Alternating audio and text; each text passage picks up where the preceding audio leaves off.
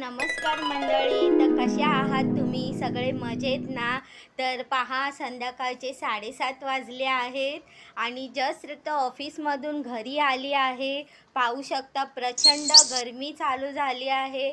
एवढी गरमी की तुम्ही साधे 4-5 जिने जरी चढून आलेत तरी घामाच्या अक्षरशः धारा लागतात.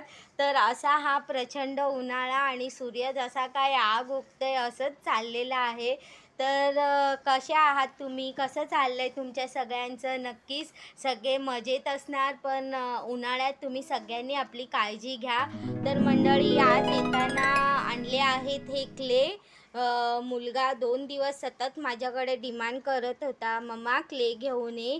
कारण त्याला क्लेपासून बरंच काही आर्ट बनवायचं असतं. गणपती किंवा ॲनिमल्स वगैरे वेगवेगळ्या प्रकारचे तो ह्या क्लेपासून हस्तकला बनवत असतो.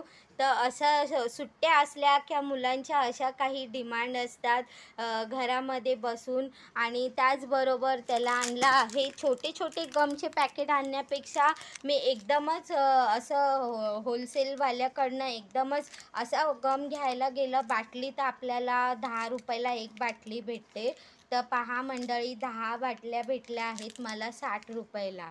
तर हे थोडं बरं पडतं, पैशाची पण बचत होते. तर असे एक गमची बाटली म्हणजे त्या गमनी तो बंदूक बनवेल, जहाज बनवेल. हस्तकला करायची भारी हौस आहे. तर अशा काही ना काही गोष्टी तो घरामध्ये बनवत असतो. चित्रकलेचे व्हिडिओ तर मी तुम्हाला दाखवलेच आहेत. भारी अशा चित्रकला असतात.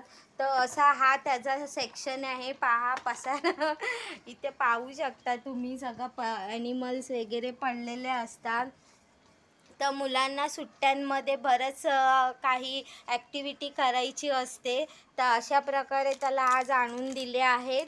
आता बघूया ह्याचं काय तो बनवतोय. 2 दिवस मला मागे लागलेला की क्ले आणून दे मम्मा, मला क्ले पाहिजे. तर अशा प्रकारे हा क्ले आणून दिलेला आहे. 2 दिवसांनी अजून काहीतरी नवीन डिमांड असणार आहे.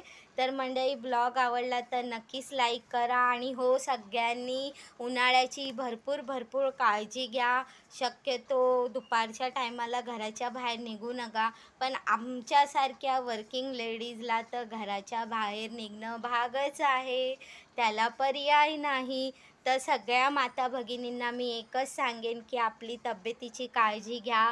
कारण आपल्यावरच आपल्या मुलांचा भार आहे, आपल्या मुलांची जबाबदारी आहे. तर आपण आपली काळजी घेतली पाहिजे. तर सगळ्यांना पुन्हा एकदा शुभरात्री. आणि ब्लॉग आवडला असेल तर नक्कीच लाईक करा. चला तर मंडळी, आता मी चालली आहे जेवणाची तयारी करायला. बाय, शुभरात्री. आणि हो, तुम्ही जे आम्हाला भरभरून प्रेम देता त्याबद्दल खूप खूप तर मंडळी, धन्यवाद. काल क्ले आणून दिलेला. तर दुसऱ्या दिवशी बुद्ध जयंती होती, बुद्ध पौर्णिमा होती. पहा, सकाळी त्यांनी मस्तपैकी क्लेपासून सुंदर अशी बुद्धांची मूर्ती बनवलेली आहे.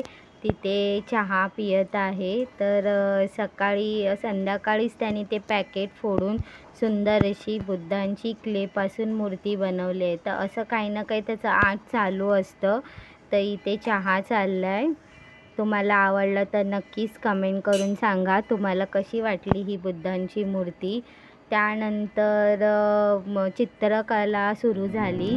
चित्रकलेमध्ये सुद्धा त्यांनी जसं क्लेपासून बुद्धांची मूर्ती बनवलेली त्याच पद्धतीने चित्रकलेमध्ये सुद्धा बुद्धांची मूर्ती बनवली. तर अशा प्रकारे बुद्ध पौर्णिमेच्या सुट्टीमध्ये त्यांनी असं क्लेपासून आणि चित्रकलेमधून बुद्धांची मूर्ती बनवली. तर असं मुलांना चित्रकला, क्ले वगैरेची आवड असते.